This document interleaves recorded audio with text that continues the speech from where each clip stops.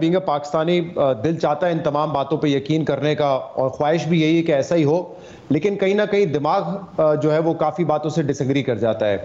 अकील करीम daddy साहब का आपने हवाला दिया कि उन्होंने कहा कि हम बड़े मायूस थे जब हम मीटिंग में गए थे, लेकिन जब मीटिंग से निकले तो हमारे हौसले बुलंद थे।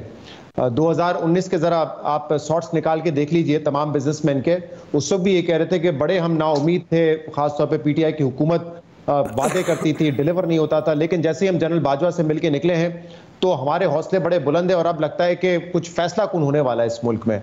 तो we have heard a lot, now obviously seeing is believing. जब हम देखेंगे कि ये सब कुछ हो रहा है तो हमारा एतमाद मुकम्मल तौर पे बहाल होगा।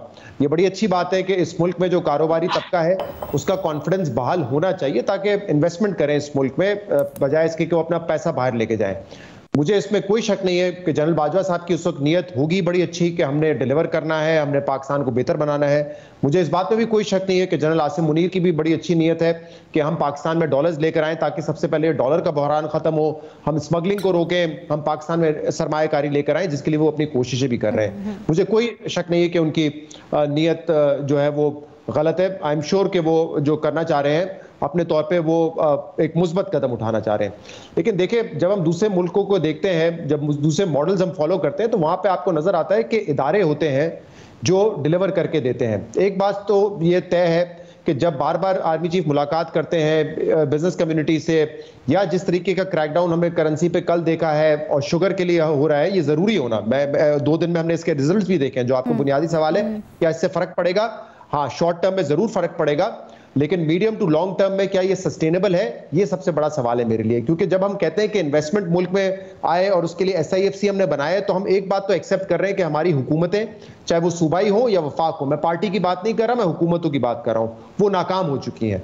प्राइवेटाइजेशन कमीशन इस मुल्क में नाकाम हो चुका है, बोर्ड ऑफ इन्वेस्टमेंट इस मुल्क में नाकाम हो चुका है, क्योंकि ये इन इदारों के काम है कि वो इन्वेस्टमेंट मुल्क में लेकर आए। अब यहां पर ऑब्वियसली जो आर्मी चीफ होते हैं, जब वो आते हैं उनका एक विजन होता है, लेकिन उनका एक टेन्योर होता है। उस टेन्योर के बाद जो नया आर्मी चीफ आता है, आपको नहीं पता उनका क्या विजन होगा, क्योंकि प्राइमरीली उनकी जो रिस्पॉन्सिबिलिटी है वो सिक्योरिटी की है। तो अब देखें, आप जनरल लाहिल शरीफ थे, उन्होंने इकोनॉमी में इतना इनपुट नहीं दिया, जनरल बाजवा साहब ने थोड़ा सा दिया, आसिम मुनीर साहब ज्यादा दे रहे हैं, लेकिन जो अगले आर्मी चीफ होंगे क्या वो भी इसी विजन के साथ आएंगे, ये एक बड़ा सवाल है। इसलिए इदारे होते हैं हर स्टेट में जो कि आपको डिलीवर करके देते हैं।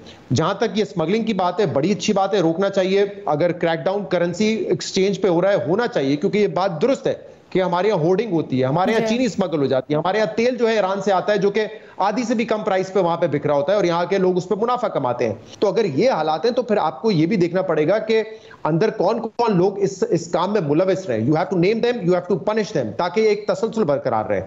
दूसरी बात ये कि ये जो आपके डिस्ट्रिक्ट एडमिनिस्ट्रेशन होती है, आपकी जो सूबाई हुकूमतें होती है, ये क्या कर रही है? ये होर्डिंग नहीं रोक सकती, ये क्या स्मगलिंग नहीं रोक सकते, ये FIA क्या कर रहा है? मतलब आप सारा बोझ एक ही इदारे पर डालना चाहते हैं कि वही इदारा जो है वो आपकी इकोनॉमी को भी बेहतर करेगा, वो इस वक्त जो सिक्योरिटी कंसर्न्स है उसको भी एड्रेस करेगा, वो इन्वेस्टमेंट भी लेकर आएगा, वो स्मगलिंग भी रोकेगा।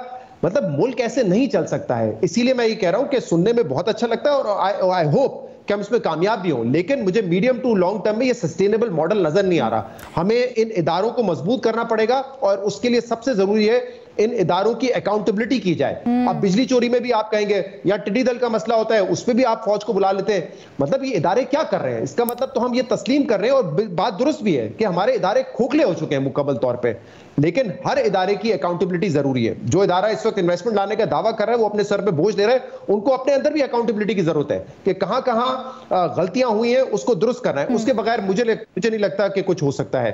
जहां तक नंबर्स का ताल्लुक है, 25 बिलियन 50 बिलियन मुझे बहुत ज्यादा इन्फ्लेटेड लगते हैं, लेकिन इसमें से कुछ इन्वेस्टमेंट भी आ जाए तो बेहतर होगा। लेकिन एज वी स्पीक आप बांग्लादेश, इंडिया, वियतनाम, इन मुल्कों में क्या कोई एक इदारा बना के इन्वेस्टमेंट आई है? नहीं आई। आपको तसल्सल के साथ you have to provide a field जहां पे लोग आए, इन्वेस्टमेंट करें।